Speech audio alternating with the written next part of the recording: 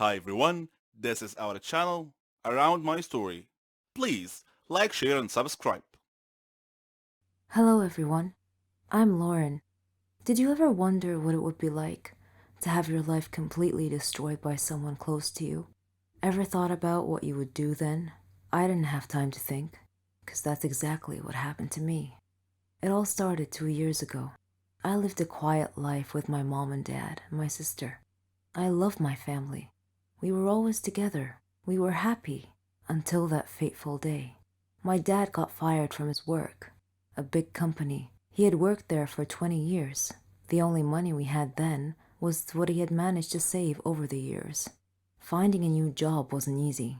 It was a hard time for all of us, especially my dad.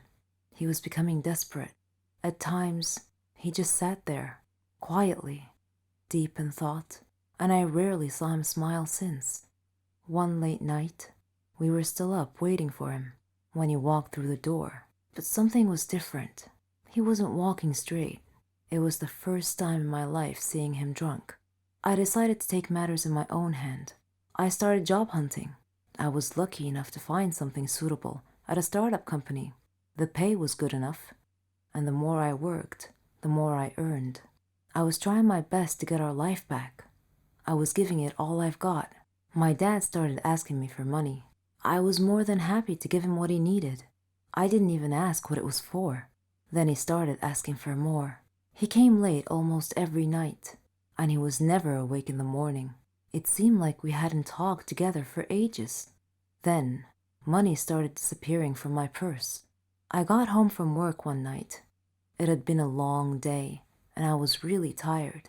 I put my bag in my room, and I went to the kitchen to find something to eat. I made myself a sandwich, then took it back to my room. But when I got to the door, I saw a shadow moving inside. I thought everyone was asleep, so I opened the door slightly and looked inside. I couldn't believe what I saw. My dad was standing over my bag, and my wallet was in his hand. He found no money in it, so he threw it on the bed and started going through my purse. At that moment, my mom came down the stairs. She had my dad's shirt in her hands and a small pack of white powder. I looked at her face. Her eyes were filled with tears. I tried to speak, but found nothing to say. My dad came out of my room. He saw us standing there. Suddenly, everything changed. He tore the shirt and the pack from my mom's hands. He was hysterical. He started breaking things around him. My mom and I were too scared to move. But then my sister came running down the stairs. He pulled her towards him and held a knife to her throat. He threatened to kill her if we didn't give him money. Without a moment's thought, I did what he asked. Things only got worse. Nothing was ever enough. He asked for more and more money, and if I refused, he'd get violent, beating up anyone in his path. I couldn't stand by and watch, so I would just give him what he wanted, until I decided enough was enough.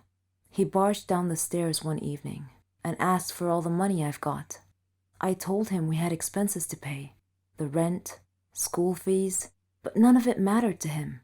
He asked me again for the money and threatened me if I didn't do what he asked. I refused. He hit me so hard that I crashed my head against the wall and fell to the floor, bleeding. Everything went dark. My mom took me to different hospitals, and I had to do a lot of checkups and tests, but all the doctors said the same thing, that this was it. I was sentenced to live my life in darkness, never to see the light again. Bumping my head against the wall was one of the reasons, but apparently, my psychological state played a huge role in my recovery. The doctors suggested that I'd be taken to a psychiatrist. My dad felt sorry for what he had done to me. He quit the drugs and alcohol, tried to be proper, but it was because of him that I was in this state. I didn't know if I could ever find it in myself to forgive him. I was torn inside. He was my dad, but I couldn't forget what had happened.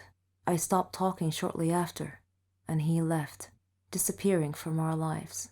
No one knew where he was or what he was doing. A year had passed, and he came home. He sounded good, kind of like how he was before. He's trying to make up for what he had done.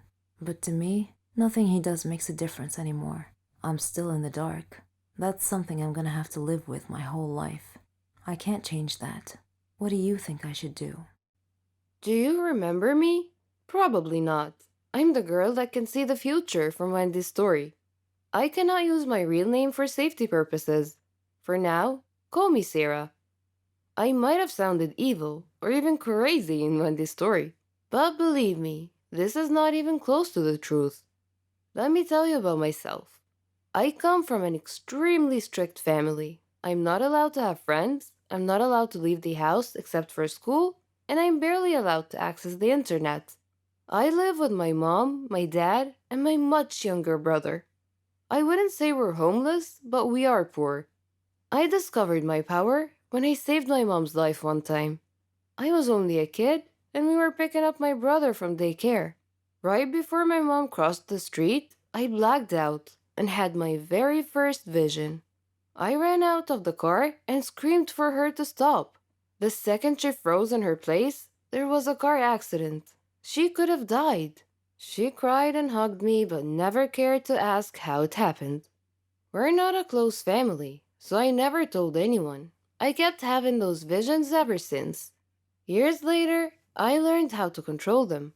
The few minutes of internet I was allowed, I always tried to look for a reason why or how I got my power. I never got an answer. I needed a distraction because I felt lost and like I did not belong. Now that I'm finally in high school, I asked my parents if I could have a part time job after school. They never gave me any money, and to be honest, I needed some. I knew they were going to say no, but to my surprise, they agreed on one condition that I give them half of my paycheck. I agreed. I got a job as a waitress in a local restaurant, and it was weird dealing with new people, but it was also so exciting. I quickly made a couple of friends who worked with me. I couldn't bring myself to trust them, but at least I had someone to talk to. One day at the restaurant, I heard some customers talking about something called the dark web. I wondered what it was. After my shift, I casually mentioned it to one of my colleagues. He explained everything to me. It was on my mind day and night. It sounded like a place full of weird people, just like me. With my first paycheck, I bought a new phone and kept it a secret from my parents. I immediately used it to access the dark web. It didn't look scary to me. I entered the chat room and decided I wanted to tell my secret to a stranger. You know what they say, confide your heart to a stranger. The guy seemed harmless, and he actually listened to me. Next day, I found an email from an unknown address. It was a picture of my house. I got so scared, and I turned off my phone. I went to school, and when I came back, my phone was turned on. There was another email, and it read, "You're going to help us accomplish a few missions. You'll get your share of the money. Meet me at this address at 11 p.m. tonight. If you try to act smart, you'll regret it." I had no idea what to do, but I knew I had to go. I snuck out that night and met the person from the email. He wore a mask and he threw some pictures at me. They were pictures of my family members. The first thing he said was, "Do you want them dead?" I shook my head. He said, "A quick test. What's going to happen in a few seconds?" I opened my eyes wide and said, "A black car will come pick us up." He nodded his head in approval. He blindfolded me and put me in the car. After a few minutes, he said, "You're coming with me. The guys here will do the work, and you will guide us." I nodded my head, even though I didn't know what he was talking about. Much later, they drove me back to the same address, gave me some cash, and threw me out the car. I removed the blindfold, and it was already morning. I had to run back home before my parents wake up, and that was the first of many, many missions to come.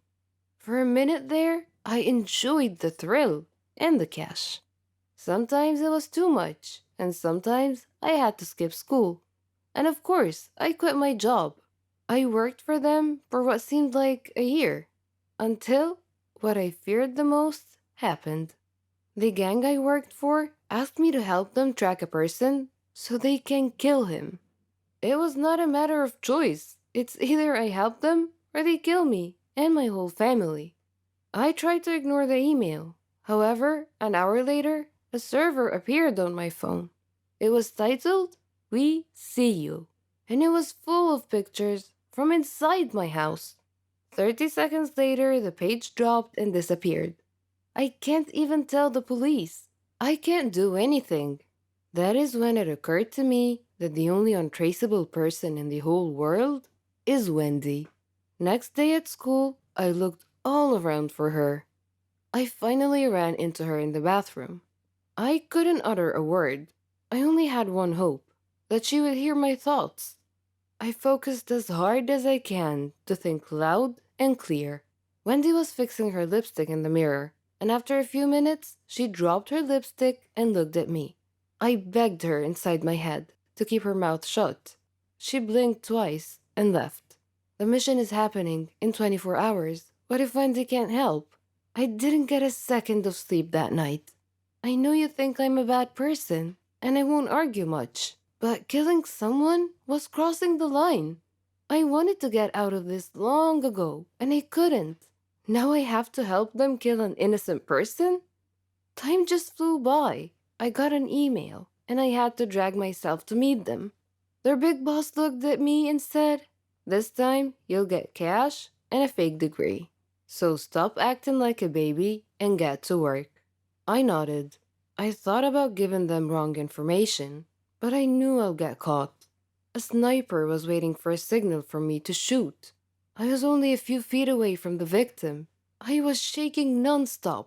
Right before I gave the signal, I heard the police siren. I looked at the sniper and he was about to shoot.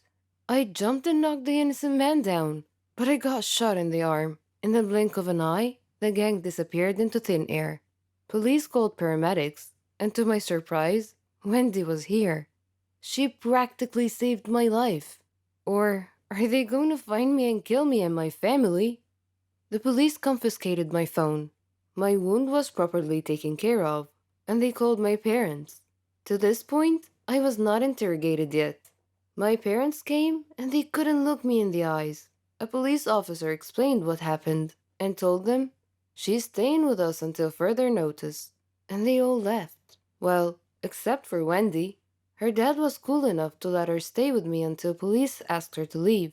She looked at me and said, "You owe me one, gangster." And we both laughed. A police officer came and informed us that Wendy will have to stay here as well, for her own safety. She looked at me and whispered, "We'll have a gang of our own when all of this is over." I smiled and didn't say anything. Wendy's face got serious and she asked me, "How am I gonna explain to them what happened in details? We cannot just tell the police we have superpowers." Before I could answer, a police officer came in and took her for questioning. Now, we're both in trouble with the dark web gang and the police. Wendy came back and they took me. She whispered, "We're doomed." I thought to myself so that Wendy could hear me say, "Oh, you think we're doomed? Wait until the gang finds us, and they will." I left the room feeling scared as ever. Do you guys think we'll ever be safe again? Do you think I got Wendy in trouble? Can I ever make up for the mess I made? If you want to know what happened to us, let me know in the comment section below. Don't forget to hit like and subscribe.